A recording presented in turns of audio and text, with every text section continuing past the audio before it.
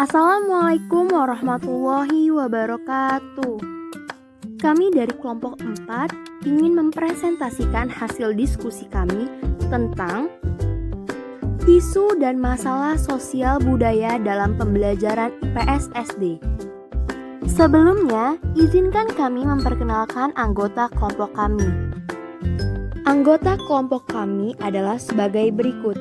Yang pertama adalah Ananda Nur Safitri, yang kedua adalah Indah Safitri, yang ketiga adalah Elina Laska Alifatasya. Baiklah, pembahasan yang pertama tentang tren globalisasi dan keragaman budaya dalam pembelajaran IPS SD. Globalisasi merupakan suatu keadaan di mana isu yang ada menyangkut berbagai bangsa dan negara atau bahkan seluruh dunia. Sedangkan pendidikan global adalah salah satu sarana agar peserta didik mengerti bahwa mereka adalah bagian dari masyarakat dunia.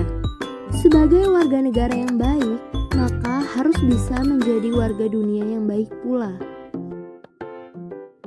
Menurut Komalasari 2011 mengemukakan bahwa mata pelajaran IPS bertujuan untuk mengembangkan potensi peserta didik agar peka terhadap masalah sosial yang terjadi di masyarakat.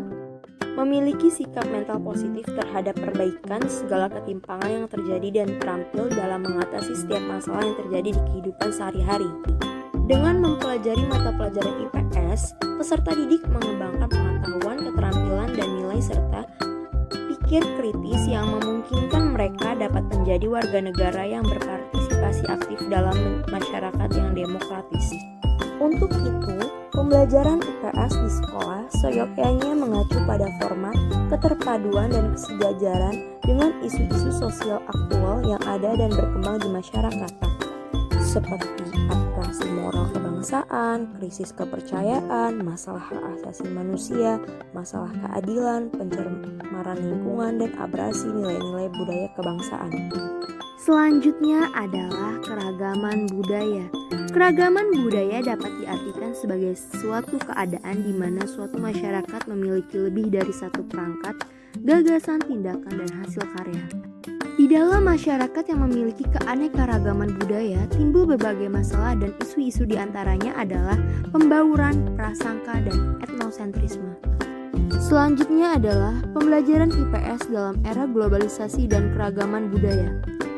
Fungsi pembelajaran IPS yaitu antara lain membantu peserta didik dalam mengembangkan kemampuan dan pemahaman terhadap diri pribadi, memberi pemahaman untuk menghargai masyarakat global dengan keanekaragaman budayanya, memperkenalkan proses sosialisasi, mengajarkan cara mengambil keputusan, serta mengajarkan cara berpartisipasi aktif di masyarakat. Materi selanjutnya adalah masalah-masalah hukum, ketertiban, dan kesadaran hukum dalam pembelajaran SD. Masalah-masalah hukum adalah suatu keadaan yang memperlihatkan ketidakselarasan antara kepentingan satu individu atau kelompok dengan individu atau kelompok lain yang ditandai dengan adanya pelanggaran terhadap tatanan hukum yang berlaku. Disinilah pentingnya kesadaran hukum dimiliki oleh setiap individu atau anggota masyarakat sehingga dapat terciptanya suasana yang tertib, aman, dan damai dalam kehidupan bermasyarakat. Selanjutnya adalah masalah-masalah kesadaran hukum dan pendidikan kesadaran hukum warga negara dalam pembelajaran IPS SD. Masalah-masalah kesadaran hukum. Hukum bersifat mengikat bagi setiap anggota masyarakat. Maka setiap anggota masyarakat harus memiliki kesadaran hukum. Kesadaran hukum yang dimaksud adalah masyarakat mengetahui mana yang boleh dilakukan dan yang tidak boleh dilakukan menurut dasar hukum yang telah digariskan. Keterkaitan pendidikan IPS dengan masalah-masalah kesadaran hukum dan pendidikan kesadaran hukum negara.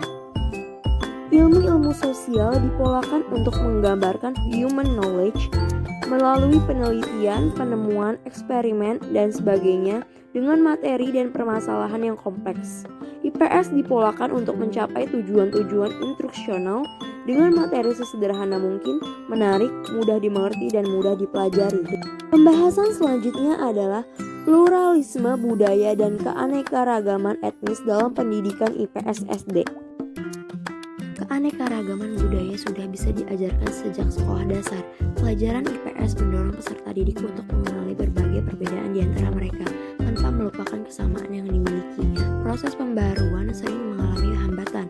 Hambatan tersebut dapat berdampak pada sulit menanamkan sikap toleransi yang didasari simpati sehingga hubungan sosialnya kurang harmonis. Baiklah, sekian materi yang dapat kami sampaikan. Kurang dan lebihnya kami minta maaf. Kami akhiri, wabillahi taufiq walhidayah. Wassalamualaikum warahmatullahi wabarakatuh.